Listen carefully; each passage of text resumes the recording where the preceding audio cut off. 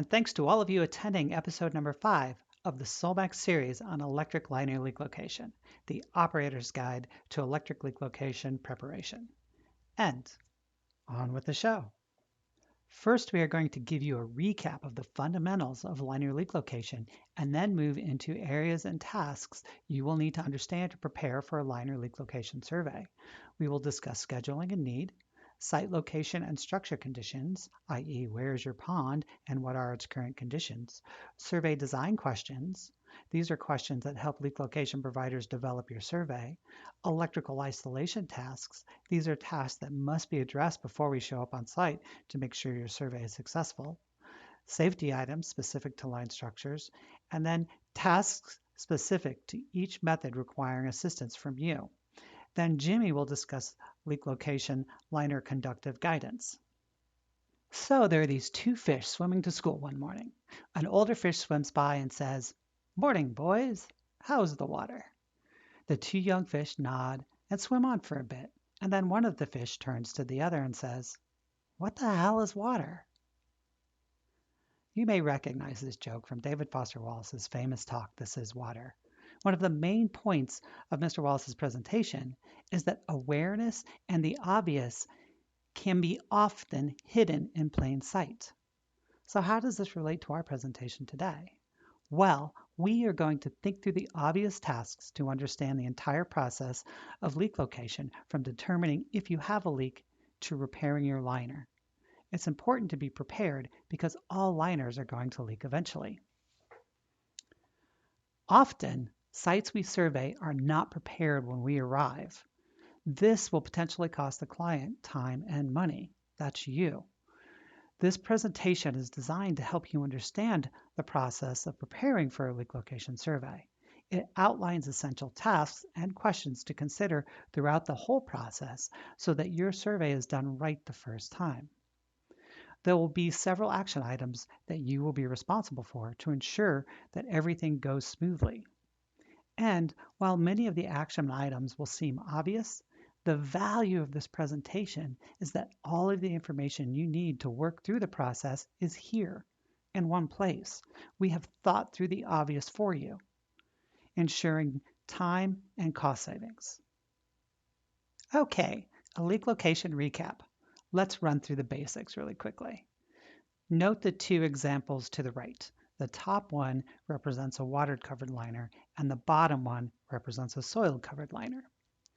Electric current is induced into the material covering the liner, or it's imposed onto the liner in the case of bare liner surveys. A hole in the liner allows electric current to flow through it during the leak detection process. Sensors or probes are deployed across the survey site to map areas where high-density current flows through any of the holes in the liner, indicating the locations of the leaks. Holes are then mapped for investigation and repair. Okay, continuing our recap, here are some results for the covered liner method. In the case of covered methods, ASTM D8265, for example, data can be acquired, processed, and voltage maps created showing the location of leaks. Data processing and data analysis to confirm leaks and reduce false positives are significant advantages to the leak location process, offering the highest quality results. The ability to map data and review the finer details will increase survey management controls and understanding of data over the entire survey area, improving your project success. The images on this slide are two examples of voltage maps showing leak location in the process data. Here we have the results for bare liner methods. In the case of bare liner methods, leak responses are marked in real time and GPS points taken of each breach in the liner. Maps of the holes can be created by overlapping the GPS data on an aerial image of the survey area. This will help repair companies find and locate all the holes. In the images above, we show two holes located with the spark testing method using Solmax's spark testing equipment. The image on the bottom shows the results of a completed spark test survey. The yellow dots represents holes marked with GPS data. Starting the process, need and scheduling. So why do you need a survey? Is your structure a new install? in which you need construction quality assurance or CQA? Or are you looking for an integrity assurance survey? That is, you don't have a suspected leak, but you want to be sure that your structure is sound. Or on the other hand, is it regulatory required? That is, a regulatory agency is requiring that you prove your structure is sound. Regulations are always changing, and you may have a structure that is not required to be tested today, but tomorrow it may be a different story, requiring assurance tests yearly, every other year, every 3 years, or some other requirements. If you don't know your regulatory situation, I would certainly recommend looking into it as soon as possible. Or finally, do you have a suspected leak? Next, when do you need the survey performed? So often, folks call us up wanting us on site in a few days, and in fact, they may need the work done yesterday. It is extremely rare that any leak location provider can move that fast. Typical lead times could be as little as a few weeks to as long as many months.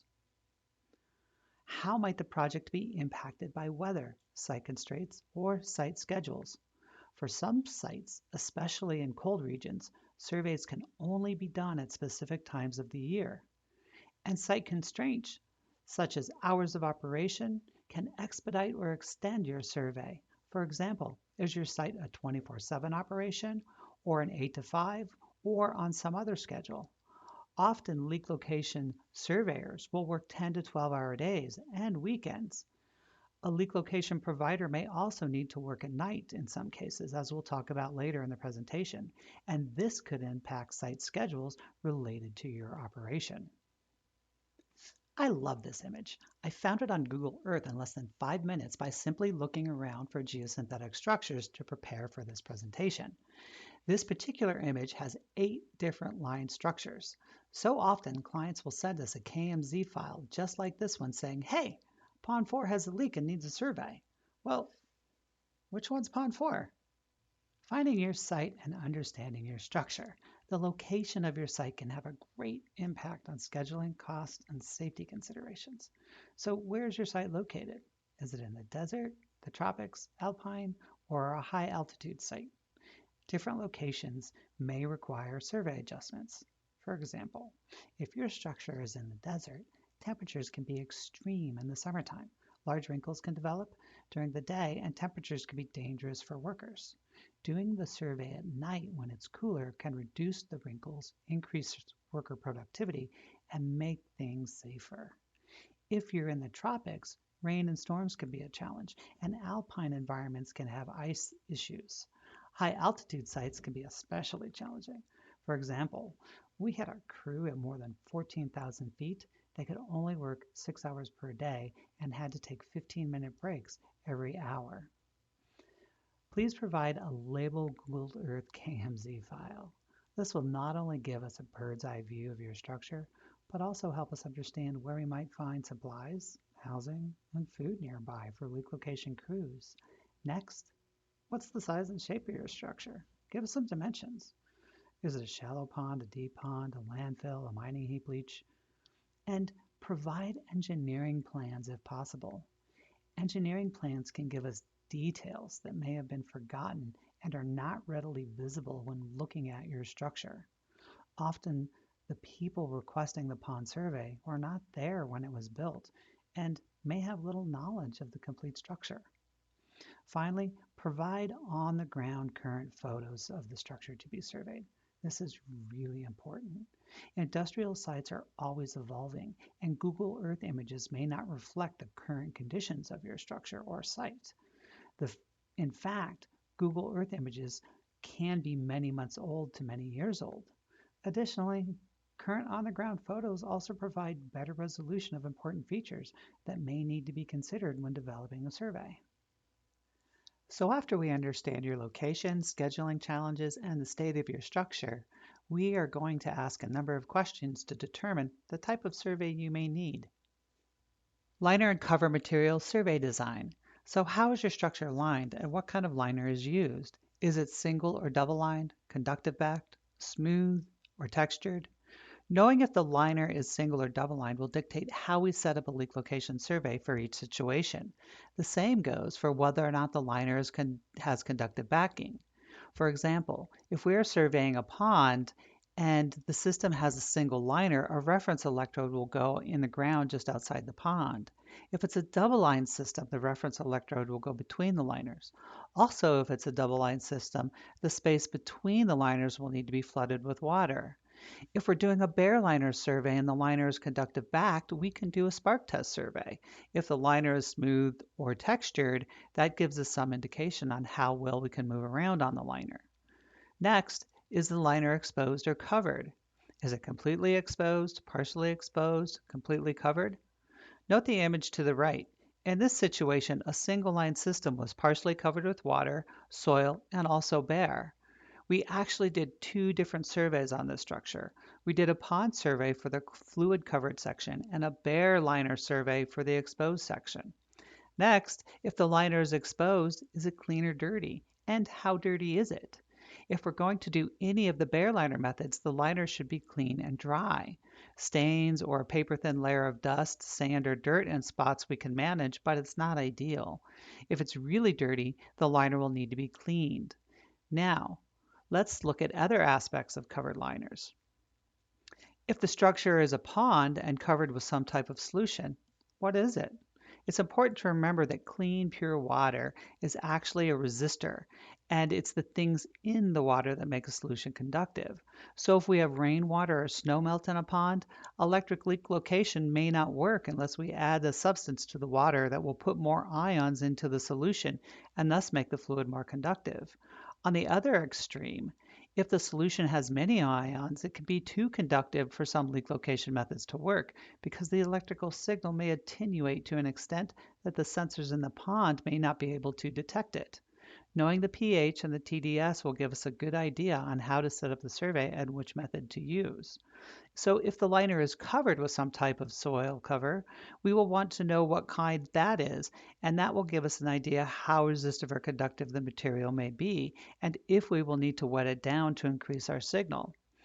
The depth of material is also important, as our ability to detect leaks is also a function of depth, and the dipole method will not work past 10 or more feet of material cover. Site margins and survey design. What are the conditions of the margins around the structure? Are there pathways or roads for vehicles to operate on the margins? Are there fences, concrete barriers, or lots of infrastructure to work around? Electric leak location providers can have a wide array of equipment depending on the type of survey being performed. Space to operate can make the process more efficient. Note the image to the right. In this situation, we were doing a bare liner survey and the slopes were fairly extreme. We needed rope and harness support to get up and down the slopes. On two sides of the pond, there was very little room to work, and we had to engineer a system to make sure the person helping, the person on the slope, was stable and supported sufficiently. The last slide was a good segue to talk about slope conditions. So, what are the conditions of the slopes around the structure you're surveying? For exposed liners, slopes greater than 3 to 1 can be difficult to traverse unless the liner material is textured. Additionally, dust and condensation can make the liner surfaces slick. For liners covered with material, the angle of repose may vary based on the flowability properties of the cover materials. The ability to traverse a covered slope safely is dependent on both the type of material and its angle. Support with a rope attached to a harness and assistance from additional personnel may be required to safely survey slopes. Electrical isolation for covered structures. One of the most important tasks the client will need to perform for a successful ELL survey is understanding the survey area's electrical isolation needs. In a geosynthetic containment system, the solution or material covering the liner is used to carry current throughout the survey area, and the liner is the current resistor. A high level of electrical isolation will ensure that current is available for the leak location process. However, any electrical pathways in the survey area grounded to the outside world can bleed off electrical current needed for leak location. Thus, it is critical to create a temporary electrical isolation state for the survey area to increase and maintain a leak detection sensitivity. The level of electrical isolation will determine the difference between finding every hole or none at all. Remember, with covered geomembranes, the material filling the system is what is used to carry current throughout the survey area. For a leak to be detectable, current needs to travel through the leak with an intensity that is significant and measurable when compared to all other current paths available. In this example from episode 4, the top example shows two conductive bridges, a land bridge and a pipe, both allowing current to escape from the survey area. In this scenario, strong current paths have been created between the current injector and the outside world. The bleed off of electrical current out of the survey area will reduce leak detection to a level below the sensor's ability to detect any leaks.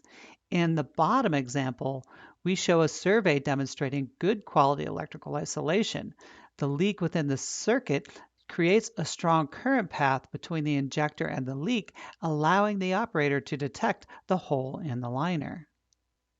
Now let's discuss perimeter isolation for covered systems. In this image, a dirt road was built over the edge of a line survey area. A piece of liner is welded to the bottom of the liner material and bisects the access road, cutting off any connection from the inside of the survey area to the outside world. Here we have a decorative pond that is covered with dirt and grass. The pond has a leak.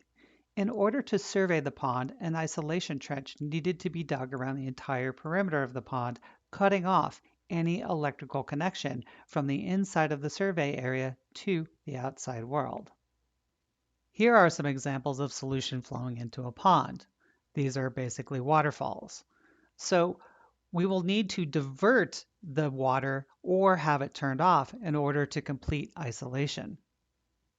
Here, concrete pillars were installed in a pond structure to hold up a pipe above the pond's boundaries. The pillars were set through the pond liner and, if not isolated, would create electrical pathways out of the structure. To isolate the pillars, liner materials were welded around the pillars and to the pond floor. One issue to note is that the water level must remain below the edge of the liner wrapped around the pillars to ensure good isolation. In this slide, we have pipe penetrations below the water line. In the image on the left, we show an HDPE pipe that has been plugged to maintain good isolation. In the image on the right, we have a metal pipe below the water line. This pipe will need to be capped and completely sealed with liner material to ensure good isolation. It's important to note that when designing ponds, welded HDPE pipes should be used when possible to enable ELL surveys. Here's another example where we have steel piping bridging the fluid inside the survey area to the ground outside. The solution in this case was to create an air gap between a joint to isolate the pipe. In this section of our presentation, we are going to consider safety issues unique to line structures.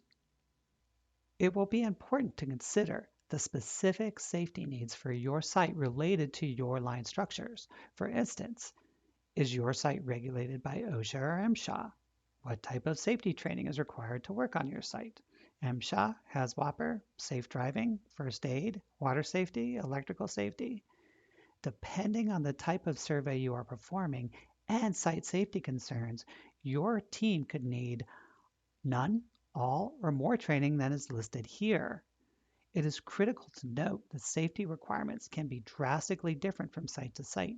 We have worked on sites where there has been little or no training required to sites requiring extensive training. For example, a site may require our leak detection team to receive a number of safety certifications via in-person or online training prior to moving to site, and then when on site, we will also receive site-specific training. Next, is there any site-specific training required? How long is that training, and when is the training offered? For some sites, site-specific training can be as little as an hour to an all-day event on the first day of site work. Another issue that comes up from time to time is when the training is offered. Some sites will only offer the training on specific days a few times a month. There have been a number of times we have showed up on site and the next training offered is days or weeks away. This can cause a lot of confusion and delay your project. Are there any required equipment inspections? Work vehicles, safety gear, electrical equipment, or tools? Again, great variation from site to site. Typical inspections will include vehicles. However, at some facilities, there will also be equipment inspections and tool inspections. Next, what are the potential hazards for your site and for your line structure? Are there radiological hazards or biohazards?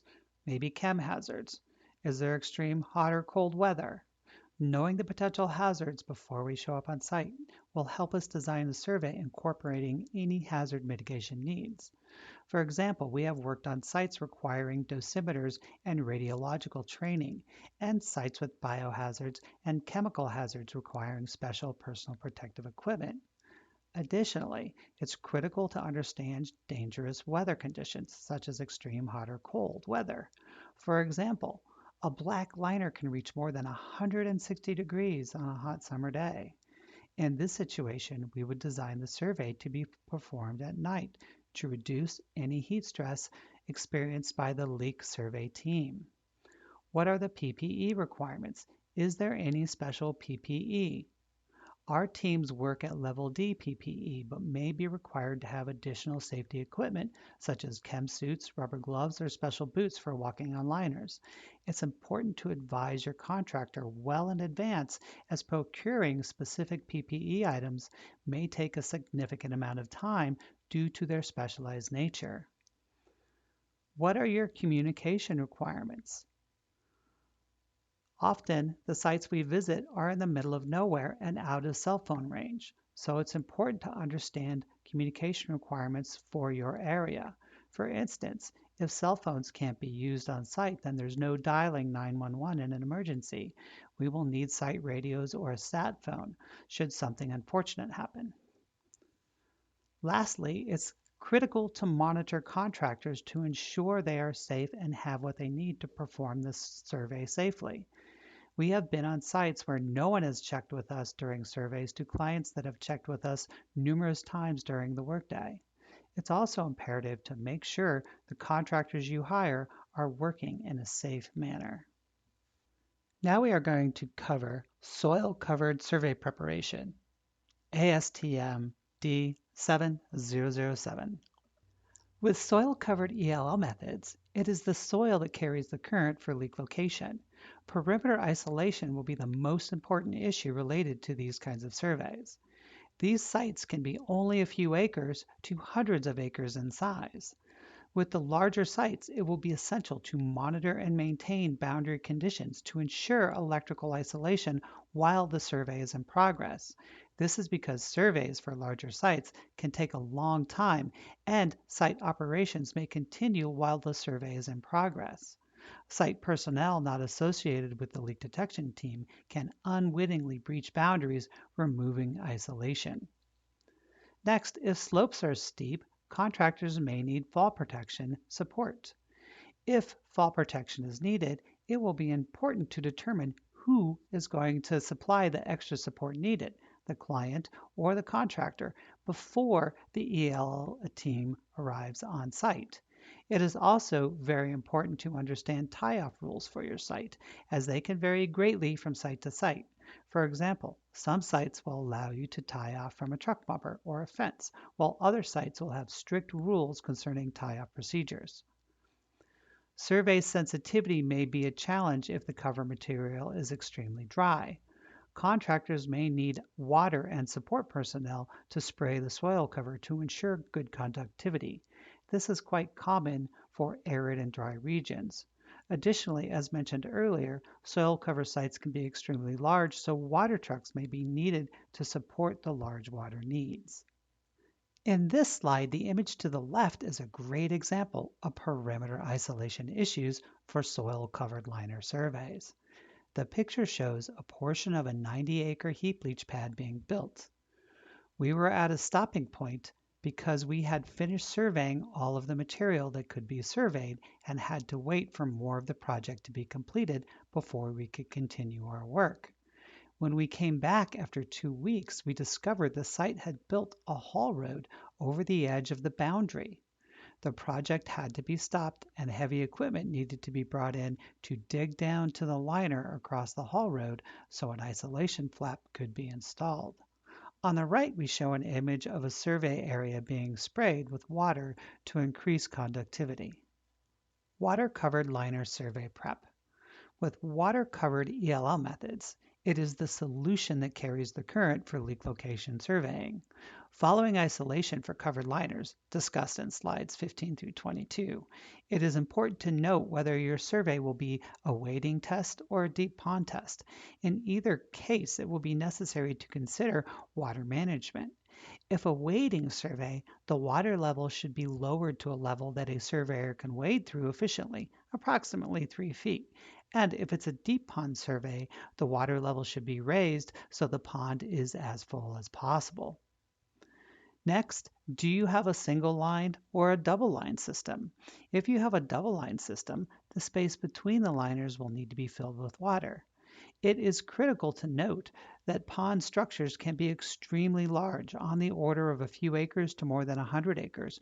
Removing fluid or adding fluid and filling the space between the liners could take days or weeks. You will need to be sure scheduling accounts for the time it takes to reach the preferred water level for your survey. Are there obstructions on top or in the pond that may need to be removed, such as bird balls, netting, covers, aerators, pipes, or floating platforms? Some of these challenges may be fairly easy to take care of, and others will be more difficult, so it's important to plan. Let's take a look at the images on the next slide. Mitigating cover issues and obstructions prior to an ELL survey for ponds may take time and is essential to complete before your ELL provider is on site.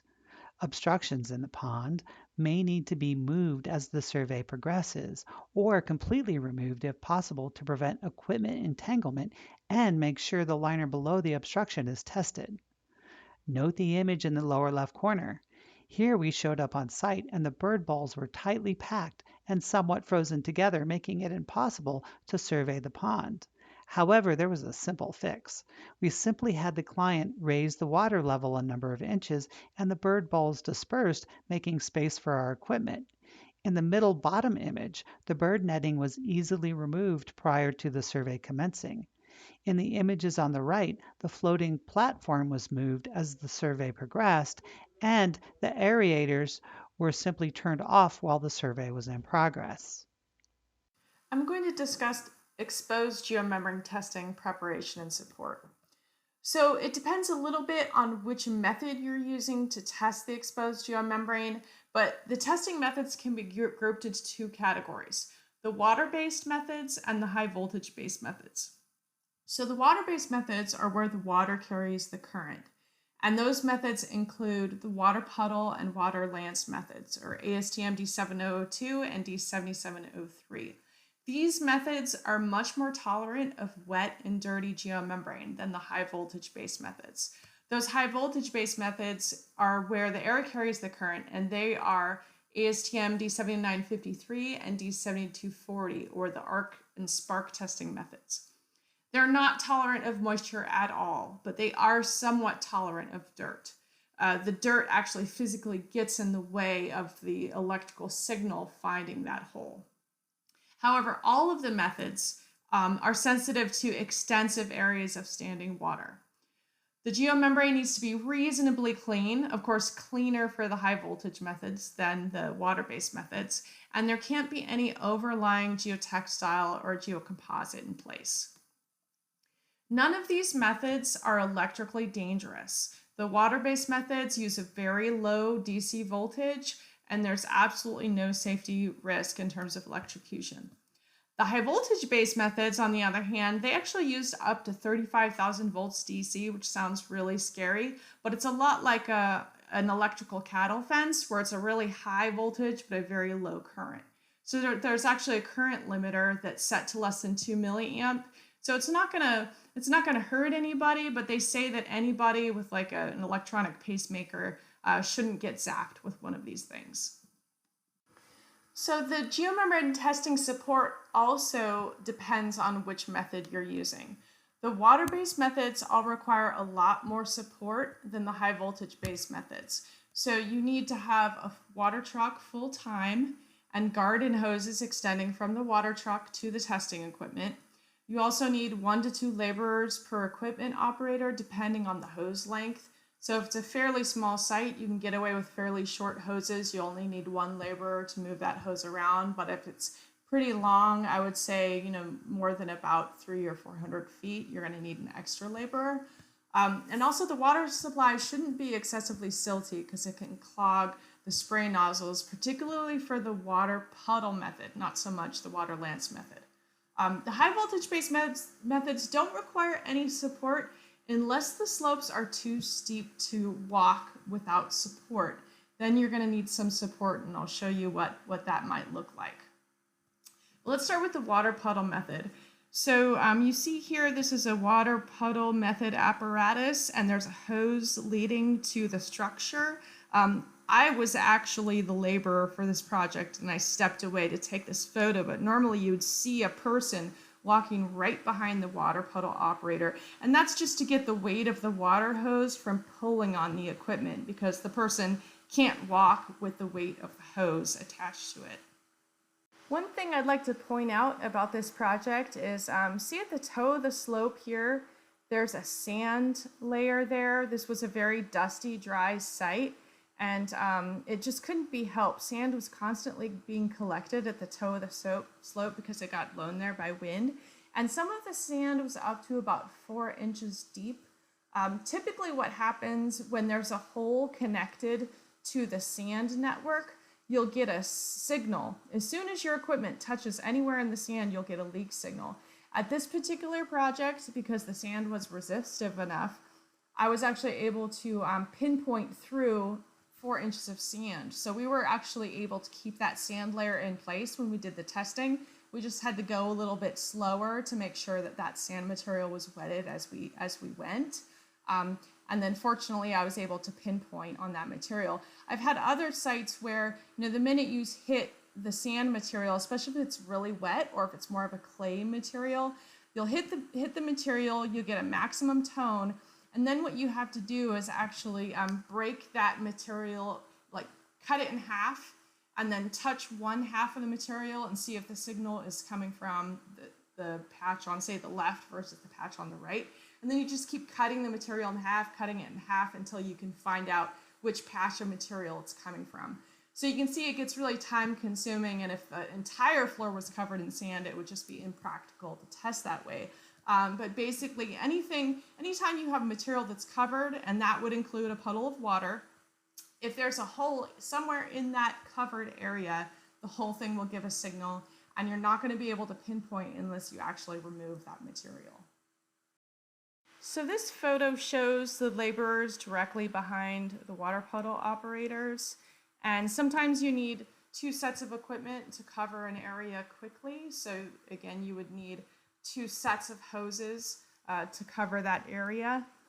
And I also want to point out the sandbags. So ideally, all of the sandbags should be removed from the testing area because the hoses and the wire attached to the equipment, they constantly get hung up on those sandbags. If they must remain in place because of wind, what we tend to do is we test on one side of the sandbags and then have the crew move them to the area we've just tested, and then we go to the other side. You always have to be kind of strategic about where those are located and making sure that the wire and the hoses don't get caught up on those. So we prefer to use the water puddle method on the floor area of ponds and containment facilities because it works better on wrinkles. But sometimes the wrinkles are so bad that they make the test not work as well because of the lack of good contact between the geomembrane and the subgrade, and it also just slows down the testing effort. So sometimes we actually have to perform the testing at night when the liner is much tighter. So for the arc testing method, we really need it clean and dry. But we also like to use the arc testing method on landfill tie-in areas, which are very wet and dirty. So this is a photo of testing a tie-in seam. You see the extrusion weld between a new lining system and the old lining system. And it tends to just be very wet and muddy in this area. So here we have a cleaning crew ahead of the arc tester, and this is a high pressure hose. It basically shoots out really hot air, and we just clean up the weld and put hot air in this area. We can follow behind with that arc tester. What happens when it hits moisture is that the electricity is attracted to the moisture and it gives off a false positive signal. So we constantly get signals. So if we're following behind a cleaning crew like this and we get a signal, we have to stop, have them clean it and dry it a little better, and see if that can make the signal go away. And if it doesn't, we have to inspect it. And sure enough, if the hot air doesn't make the signal go away, there will be a hole there.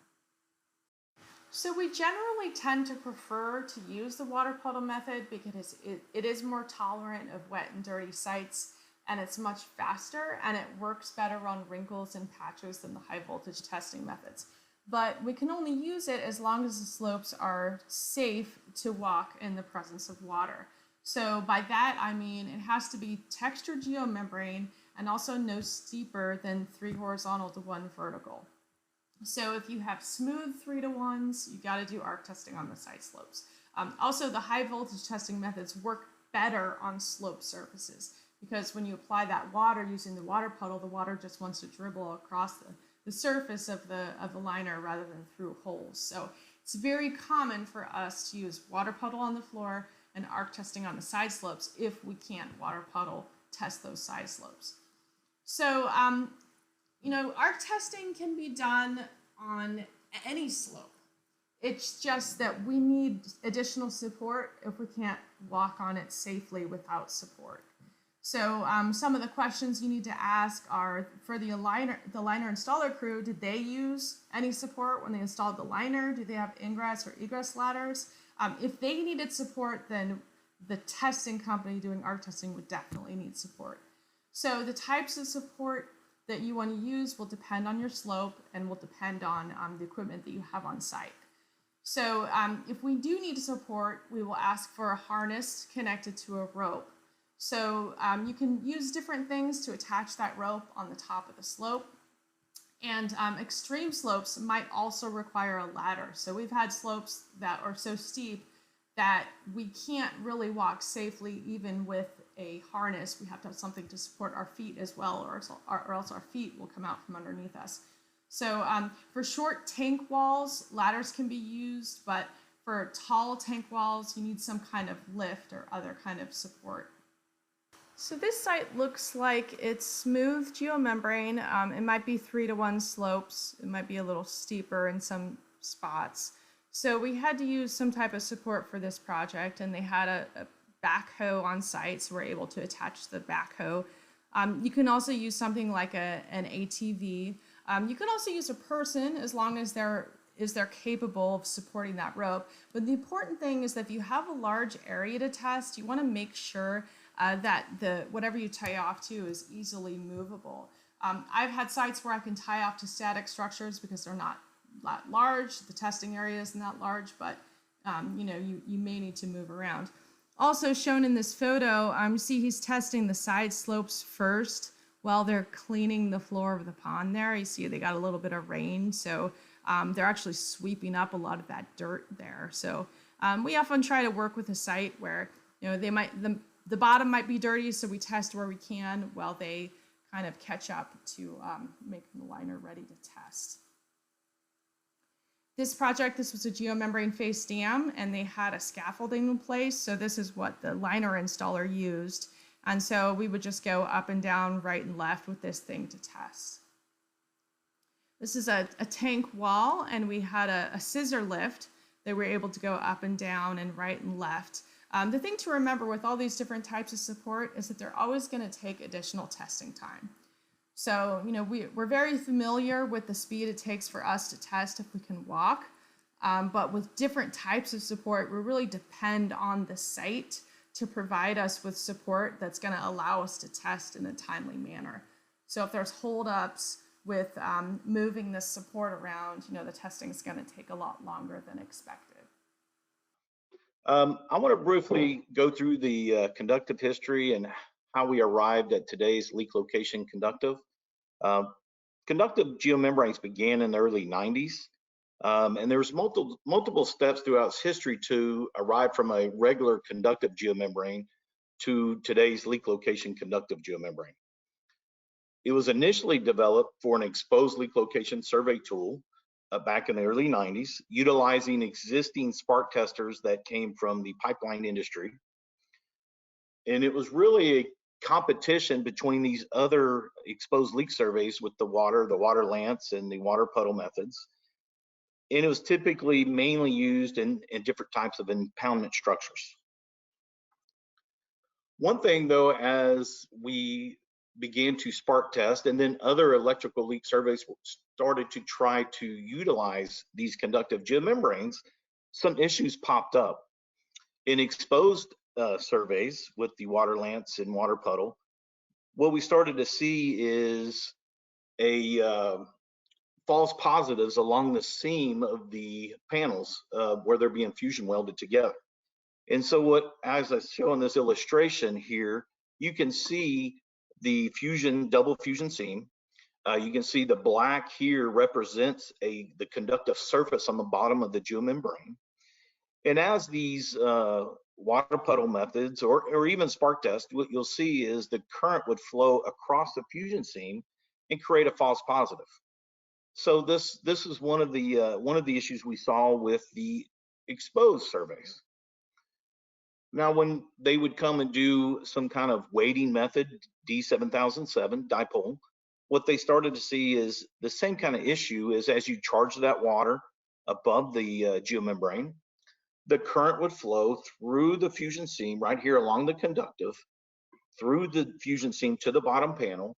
And what you would get is a false positive, and even worse sometimes, because depending on the resistance or how much blockage of that conductive layer, you could have a lot of voltage flowing through there, and sometimes mask holes near the seam, or even worse, all across the panel, making it very difficult to find holes.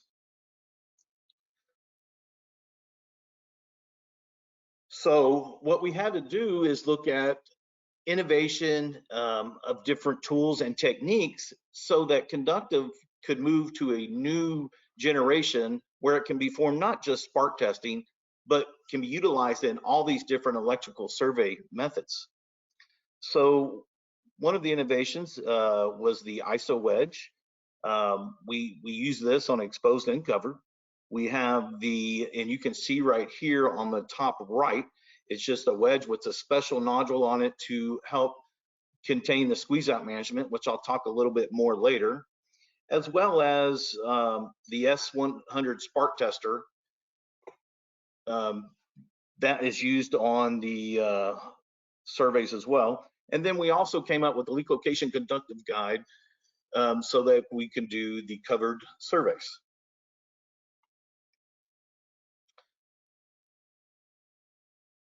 So the first thing we did is to make with the ISO wedge is we had to understand the isolations. As Shawn talked about earlier, isolation not just in covered surveys, but also in exposed surveys. But we had to make sure that we isolated the conductive just like the soil on the perimeter of the covered surface. So what we did, the ISO wedge, you saw the diagram earlier, the ISO wedge isolates it right here on each weld track of the double fusion seam. So now as you apply a voltage to your water or a soil, you can see that the current is stopped right here under this exposed flat where it's conductive. It stops right here where it's been isolated. And the ISO wedge, what it does is it is what I call squeeze out management, is instead of allowing the conductive to continue to flow across that fusion seam, you actually allow a break in that conductive and the insulating plastic fills in between it, creating that isolation method. One thing that we recommend doing is after you use the ISO wedge is to go and you can place a lead, a multimeter, and just check resistance, put one lead here on the exposed flap and one at the bottom of the panel over here, and just to make sure that that seam is isolated before you move on to the next seam.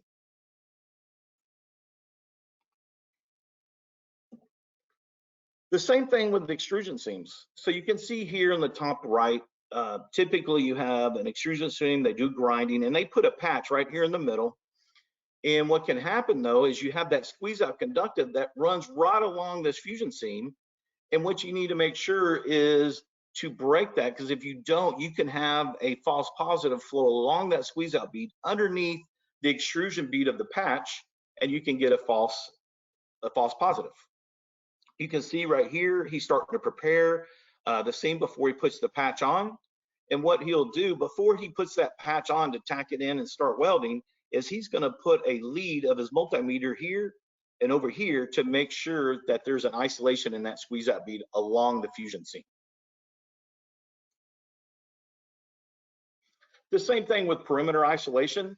The conductive geomembrane goes into the anchor trench, and a lot of times you fill that anchor trench and it's touching the soil to the outer perimeter where your grounding electrode may be.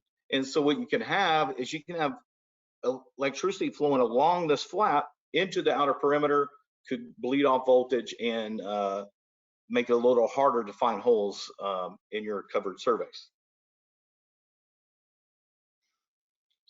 The next step is you had isolation, now you have connectivity. So as you can see here, you have two panels, they're fusion welded together. One panel here, one here, but they're not connected electrically. This conductive is not attached to this conductive. And so what you want to make sure is these panels are connected, because you can't go into the middle of the pond to connect to conductive and test each panel at a time. On the exposed methods, you can, because they're very localized tests. But on covered surveys, you need to make sure you connect the panels and the patches. And so what we simply did is you take a conductive geomembrane, you flip it upside down, and now, as you can see right here, the conductive is touching both panels, and now they're connected into one grid. The same thing needs to happen when you do patches. So as you can see in this picture, you have a patch and it's like a little island. But what we do is we get a nice conductive strip, and he's sliding it into where the patch is going to go. He's going to flip it sideways so this patch is touching panels, and it is now part of the grid of the electrical testing. So all this innovation over the years was done so that leak location can now be utilized not just in an exposed survey using spark testing, but you can also use the water puddle, the water lance, the arc testing. But more importantly, you can go to the covered electrical leak surveys, such as the dipole testing, or even using the sensors like HGI method. So it allows you to do all this. And the big advantage is you don't have to worry about the conductivity of the substrate in the present or the future. And with the conductive surface and intimate contact with the geomembrane, defects can be found on wrinkles, in desiccated soil, or in non-conductive substrates. So for more detailed information, we have a leak detection, leak conductive guide that we can go through all the installation steps in very detail. And that's it. Thank you for attending our presentation.